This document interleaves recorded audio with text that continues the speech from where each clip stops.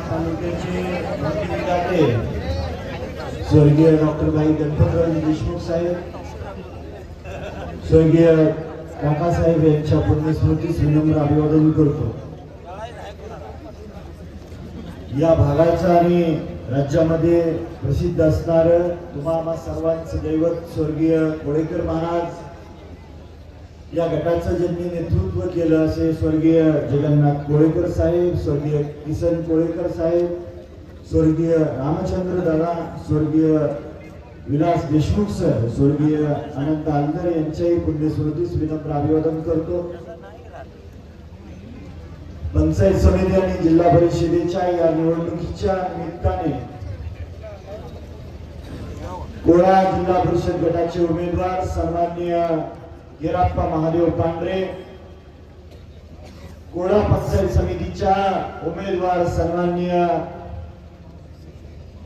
छायाताई सोपान कोळेकर, हातीत पंचायत समितीचे उमेदवार सन्माननीय अमृत नारायण पाटील यांच्या प्रचाराच्या निमित्ताने मंचावर उपस्थित सन्माननीय दीपक आबा, सन्माननीय खंडूदादा आणि मंचावरील सर्व मान्यवर, सर्व पक्षांची नेते मंडळी, समोर बसलेले या गावचे आणि गटातल्या सर्व गावातले आजी माजी सरपंच, उपसरपंच, विविध विकास सोसायटीचे चेअरमन, व्हाईस चेअरमन, संचालक मंडळ, ग्रामपंचायतीचे सदस्य, तंटामुक्तीचे आजी माजी अध्यक्ष, उपाध्यक्ष, सर्व वडीलधारी मंडळी, माता भगिनी, तरुण सहकारी मित्रांनो, एक 10 मिनिटं थांबा, गडबड करू नका, फक्त 10 मिनिट। आबा, विधानसभेला तुम्ही सभा घेतली असेल तशी मी सभा घेतली। मला आज वाटायला लागले की आज जर विधानसभेची सभा असती तरी सुद्धा एवढी गर्दी झाली नसती जेवढी गर्दी या पंचायत समिती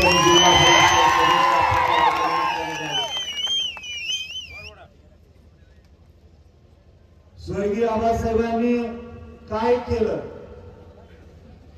आणि 50 वर्षाचा हिशोब ज्यांनी मागितला, जे पक्षाच्या जीवावर भरते होऊन ज्यावेळेस 50 वर्षाचा हिशोब मागितला जाता त्यावेळेस मूग घेऊन गपचीत बसणाऱ्यांना माझी आता इथलं पुढचं ऐका।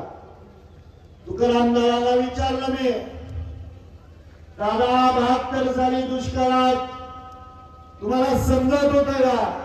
दादा म्हणले माझं वय 76 आहे, मला चांगलं समजत होत।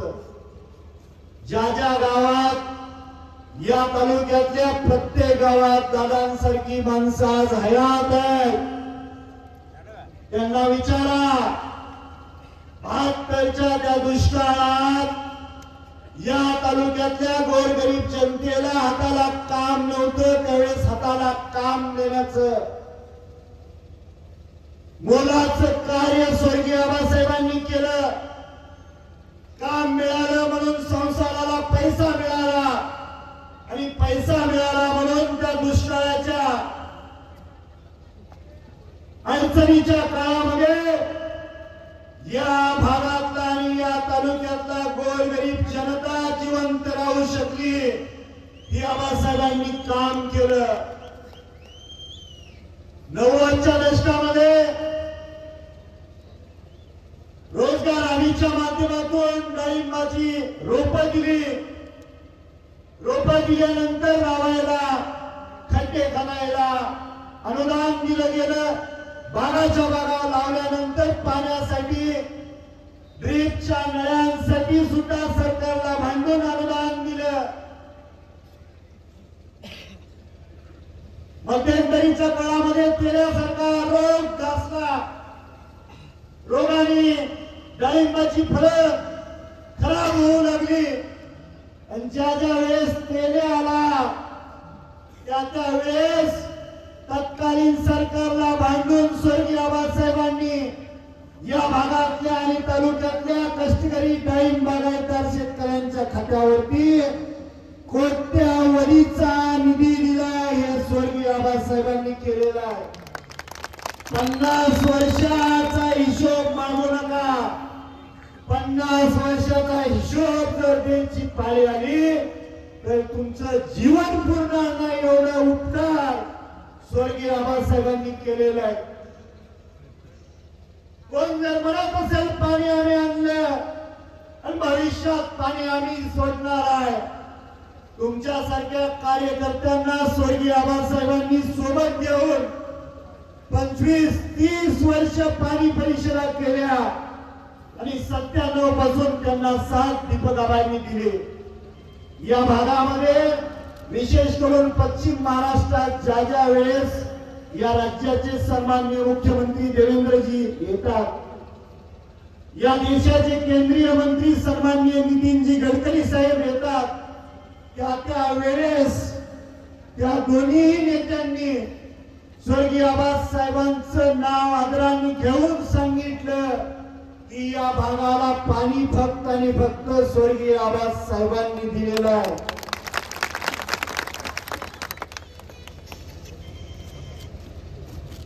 विकासाच्या गोष्टी कालच्या सभेत झाल्या, आपल्याला कोणावर टीका करायची नाही, पण वास्तव समोर आलं पाहिजे. आबा तुम्ही विधानसभेला उभारला होता, मी विधानसभेला उभारलो होतो आणि गावागावातून प्रचाराच्या गाड्या फिरत असताना LED स्क्रीन लावून प्रचार केला गेला, सभेतून प्रचार केला गेला आणि प्रत्येक गावाला कोट्यावधीचा निधी आणला गेला म्हणून सांगितलं गेलं. सुरुवातीच्या 15 दिवसात प्रचारामधून 4.5 कोटीचा आकडा बाहेर आला. तिसऱ्या आठवड्यात तोच आकडा 5,000 कोटीवर गेला आणि शेवटच्या आठवड्यात तोच आकडा 6,000 कोटीच्या वरती गेला. पराभव झाल्यानंतर त्यांच्या गावात चिंतन सभा झाली आणि चिंतन सभेतून तोच आकडा 7,000 कोटी पर्यंत नेला गेला. अरे दादानो, 7,000 कोटी आणलं तर आता रस्ता का देताय, आता डिप्या का देताय, गेला पैसा कुठे? स्वर्गीय आबासाहेबांनी 54 वर्षे 1 महिना विधानसभेचे सदस्य म्हणून काम केलं.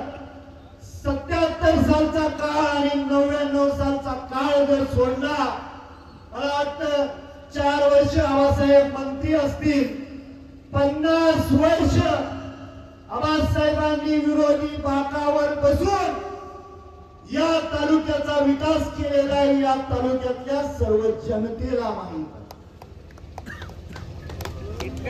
आहे. आज या कोळागणाचे उमेदवार सन्माननीय छायाताई सोपान खोळेकर, तुम्हाला सर्वांना माहित आहे सोपान काजी आणि तुकाराम काजीची तोडगोळी, त्यांच्या माध्यमातून डाळिंबाच्या शेतीच्या माध्यमातून या भागामधल्या गोरगरीब जनतेची सेवा त्यांच्या हातून घडलेले निष्ठावंत कार्यकर्ते. नारायण तात्यांनी जुननी आणि आदित पंचायत समिती गणाची सेवा केली, अकाली निधन झालं. त्यांचे वडील स्वर्गीय शामराव पाटलांनी सुद्धा त्याच पद्धतीनं शेका पक्षाचं काम करत असताना त्या भागातली सेवा केली. आज वडिलांचं छत्रछाया हरवल्यानंतर या पक्षाची रीत आहे म्हणून अमृत पाटलांना आपण उमेदवारी देत असताना घरातल्या प्रत्येक गावातल्या कार्यकर्त्याला विचारलं की बाबांनो, तात्यांचं अकाली निधन झाले, आपण द्यायची का? प्रत्येक गावाने सांगितलं आमची माघार आहे फक्त आणि फक्त आम्ही अमृत पाटलाच्या पाठीमागे आहे.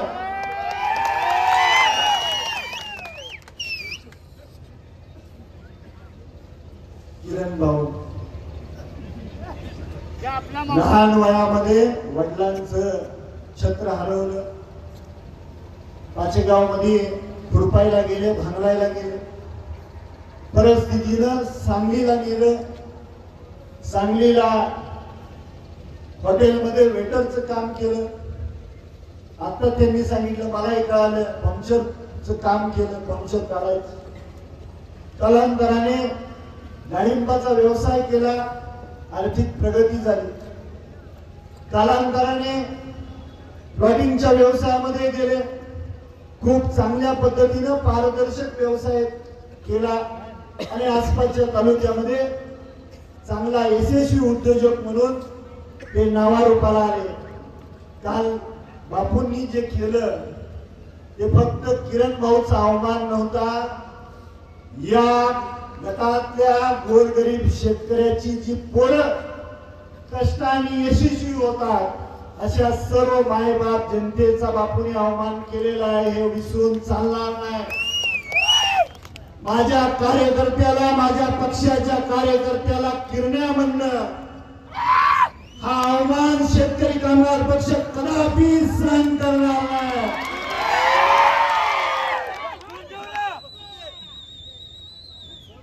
आणि त्याच्यापेक्षा पुढचं पाऊल बापू माझ्या कार्यकर्त्याला जेलमध्ये घालण्यापेक्षा तुमचं सरकार, मी गणपतराव देशमुख साहेबांचा नातो आहे, मला जेलमध्ये घालून दाखवा. कशाला गरीबाच्या मागे लागलाय?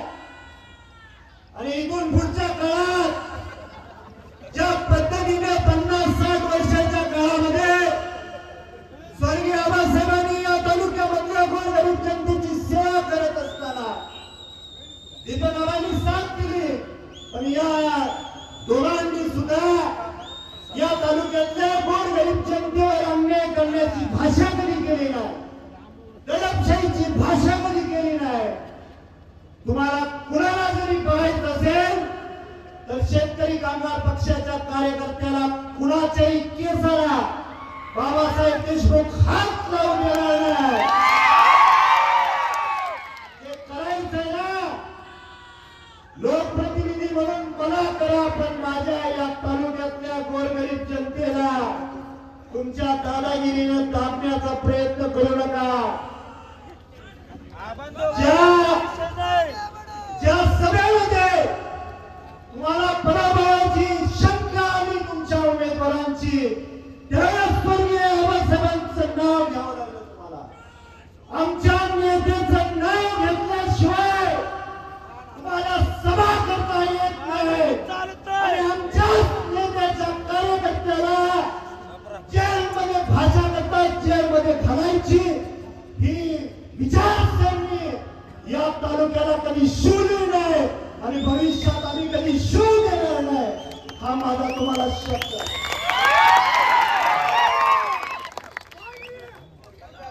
आणि म्हणून जर कोणाला धाडस करायचं असेल तर बाबासाहेब देशमुखच्या समोर येऊन जेलमध्ये घेऊन जावा. उद्या येतो, आत्ता येतो, पण माझ्या कार्यकर्त्याला मी हात लावू देणार नाही. माझ्यात तेवढी धमक आहे. आणि म्हणून येणाऱ्या 7 तारखेला प्रत्येक मतदान केंद्रावरती असं एक बॅलेट मशीन असणार आहे. आणि पहिल्या रकान्यात, वरच्या रकान्यात जिल्हा परिषद सदस्य उमेदवारांची नावं असणार आहेत.